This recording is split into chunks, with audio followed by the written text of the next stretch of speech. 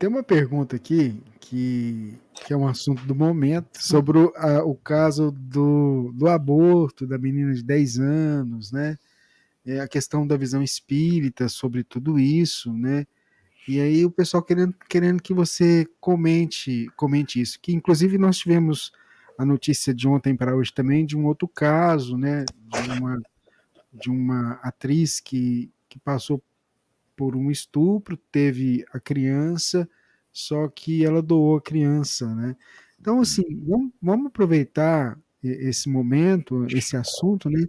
E queria que você falasse para a gente sobre essa questão. Vamos lá. A doutrina espírita ela é sempre a favor da vida. Sempre será a favor da vida. Então ela é contrária à pena de morte, porque a pena de morte é contrária à vida. Ah, mas é um criminoso, mas é contrário à vida. Executar a pena de morte é a consideração de que a gente desacredita no poder de educação do homem. Mas ele é irrecuperável, então não sejamos nós mais cruéis do que ele. Ofereçamos a ele o hospital de custódia, que é o antigo hospital psiquiátrico, e o cara fica preso até o final da existência, sem que seja preciso que se corte o fio da vida, que se puna o indivíduo com a própria morte. Deixa ele no corpo e tenta, tanto quanto seja possível, tratar dele, sem que nós sejamos cruéis, porque se ele cometer uma crueldade e eu devolvo com crueldade, eu sou semelhante a ele. Então a doutrina espírita ela é contrária à pena de morte. Ela é contrária também à eutanásia, porque ela entende que a gente não deve abreviar intencionalmente a vida dos outros, deve oferecer a condição de tratamento, de socorro, tanto quanto nos seja possível. Ela é contrária a todas as formas de violência. Ela não é favorável ao suicídio assistido. E não é favorável também, evidentemente, ao abortamento. Em O Livro dos Espíritos, só existe uma circunstância em que o aborto é apontado como justificável. É quando a vida da mãe corre perigo. Aí você pode fazer o abortamento. Mas não é a favor da vida? Por que permite?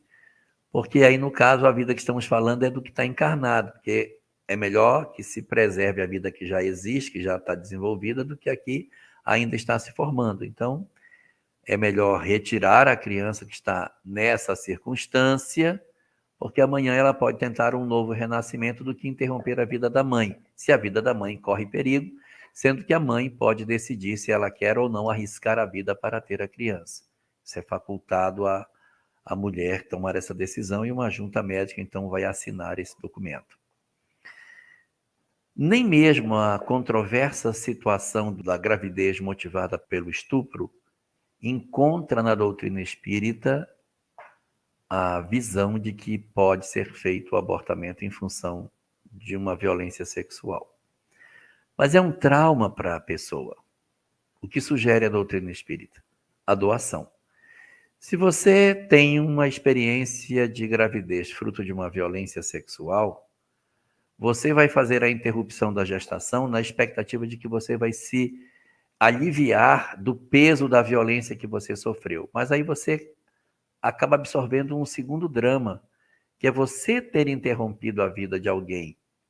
Então, nessas circunstâncias, a adoção aparece como sendo uma via, de certa maneira, até satisfatória do que você, de repente, interromper o fio da vida.